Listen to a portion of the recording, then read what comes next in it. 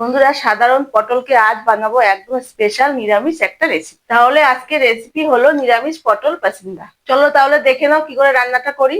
দেখো, এখানে আমি কতগুলো পটল নিয়ে নিয়েছি। এখন আমি এই পটলগুলোকে খোসা ছাড়িয়ে নেবো। এই যে বন্ধুরা দেখো, পটলের খোসাগুলো সব আমি ছাড়িয়ে নিয়েছি। এখন আমি এই পটলগুলোকে গা গুলো একটু এইভাবে ছুরি দিয়ে দিয়ে চিড়ে দেবো। তাহলে কি হবে বলতো, মশলাগুলো ভালো ঢুকবে। ভালো, পটলের যে একটা জলসা ভাব আছে না, সেই জলসা ভাবটাও লাগবে না। এই যে সব পটলগুলো আমি এভাবে একটু গাটা কেটে কেটে দেবো।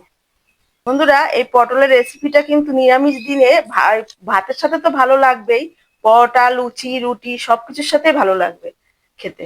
পুরো ভিডিওটার সাথে থাকো আর দেখতে থাকো আমি কি করে এটা তৈরি করি। যারা ভিডিওটি এখনো লাইক করোনি তারা একটা লাইক করে দাও, আর যারা নতুন দেখছো তারা চ্যানেলটিকে সাবস্ক্রাইব করে দিও।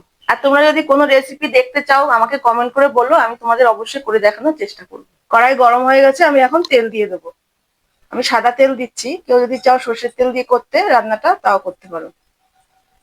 এবার পটলগুলো ভেজে নেব।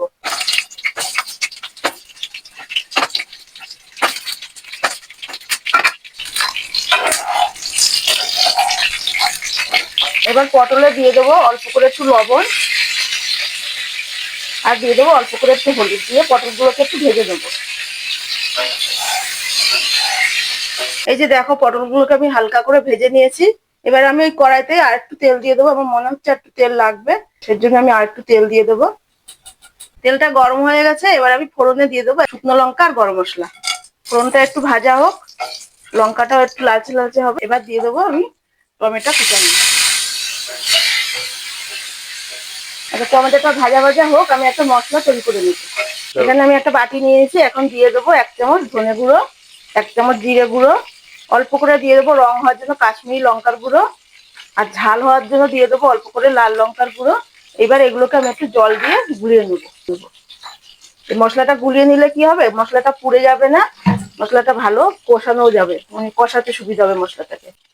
আর দিয়ে দেবো একটু আদা বাটা, দিয়ে দেবো আদা বাটা। নিরামিষ রান্নাতে আদা বাটাটা দিলে খুবই ভালো লাগে খেতে।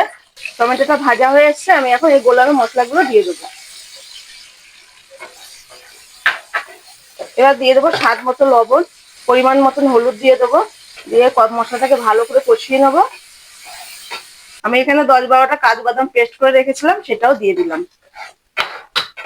এই কাজু বাদামটা দিয়ে কিন্তু বেশিক্ষণ ছাড়া যাবে না, আস্তে আস্তে নেড়েই যেতে হবে, কারণ ছেড়ে দিলেই মশলাটা পুড়ে যাবে, যেহেতু বাদামে একটু তেল আছে। এবারে দিয়ে দেবো 1 চামচ চিনি। রান্নাটা একটু মিষ্টি মিষ্টি হবে, যেহেতু নিরামিষ রান্না, আর পটল তো একটু জলো জিনিস, এই জন্য একটু মিষ্টি হলে ভালো লাগে খেতে। মশলাটা প্রায় কষেই এসছে, মশলাটা কষানো হয়ে গেছে, আমি এখন পটলগুলো দিয়ে দেবো।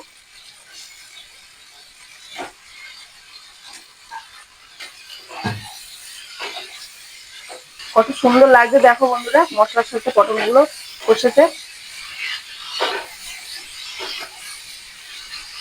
এই রান্নাটা এত সুন্দর লাগে খেতে, কি বলবো, পোলাওর সাথে তো খুবই ভালো লাগে খেতে, বাসন্তী পোলাওর সাথে।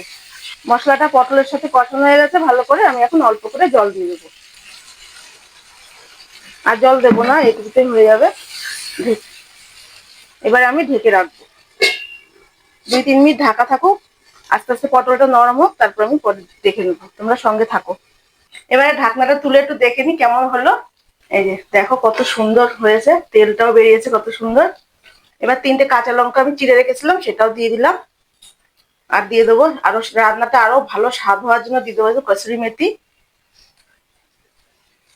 আর দিয়ে দেবো গরম মশলা।